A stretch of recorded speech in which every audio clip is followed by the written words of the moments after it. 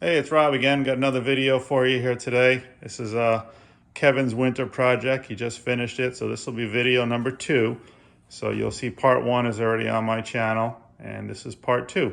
And then we'll be doing a part 3 as soon as the ponds are ready for boating. So here we go, Kevin. Tell us about your new project. Hey Rob, hey guys, how we all doing? Hope you all survived the winter and the spring weather is upon us, and hopefully the water is going to get soft for us people up way north pretty soon. This is my latest project. It's a Blazer Marine Backlash. I had a Whiplash, which is the smaller version, a few years ago, and decided it was time to get a new hull, and this was the winter build. So I'll go through it a little bit. This is running. I'm running this as a small block. It came together pretty well. Good kit. A little testing on your abilities, but it did come out quite well, I think. The biggest thing about this is I like the color scheme I came up with, and we did vinyl. Once again, the cowl is painted, but anything blue and striped is all vinyl. Before I get into the boats too much, I want to put out there, as you can see, I got real fine lines all the way around here, and I made sure the vinyl was not in the dead airstream of the boat going down the pond, because you will peel this off because it'll get up under. So my thought process was to try and keep nice clean lines all the way around here so that it wasn't in the air surface. Same way here, it wraps under the bottom so it can't get rippled and peel off. The neat thing about the vinyl is this stuff right here. It's called 3M knife tape, okay? And what you do with this knife tape, if anybody's ever worked with it, it's a little cumbersome to work with, but it's really nice stuff. You lay this tape down on the boat before you put any of your vinyl down. And this is actually how you make your design of your curves. And the same thing here for this nice tight line all the way around. And this stuff is really nice because you can bend it, you can push it right around like that. Give you nice curves here, okay? Once this is down, you put your vinyl over the top of it, all right? Heat it up, press it down, and then this tape has a very fine, it's hard to see, Rob, I'll put it on my fingers. It's got a really fine, almost like optic fiber in it, and it's inside the tape. And what you do is once you get that down, you actually pull this and pop it, and it gets in between, and you pull it down, and it cuts it like a razor. And then once you take the piece that you don't need of the vinyl off, this stuff actually just pulls right off and out from underneath the vinyl.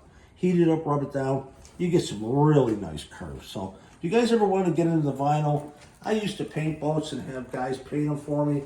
I'd spend hundreds of dollars getting a paint job, and next thing you know, it takes a bump, it gets cracked, clear coat comes off. This is nice and easy.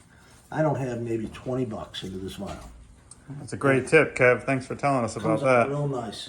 So, knowing that, back on the build here, let's open her up and see what we got.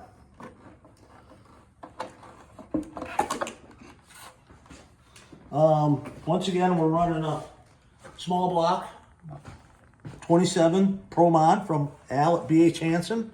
Can't say enough about his motors. Really strong, okay?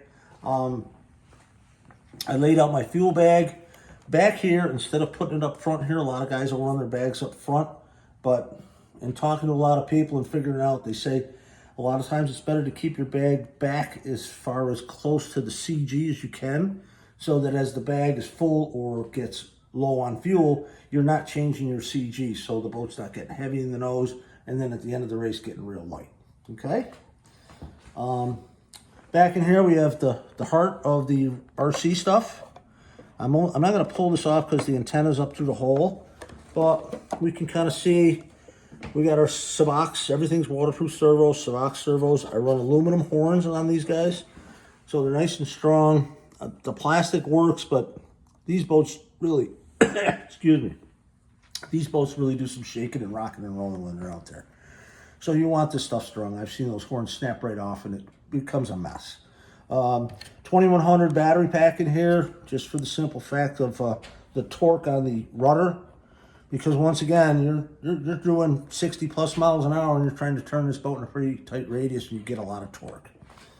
On-off switch right here, nice and easy. So we're just going to slide that like that. And then we take the Beauty Girl off the back. And this one's pretty much just opened. So once again, run aluminum horn. I kept the boot on the inside this time instead of the out because you just don't have a lot of room back here where the rudder exits. The rod exits the transom for your rudder. So I figured I could boot this way and boot it in. We'll see how it works out.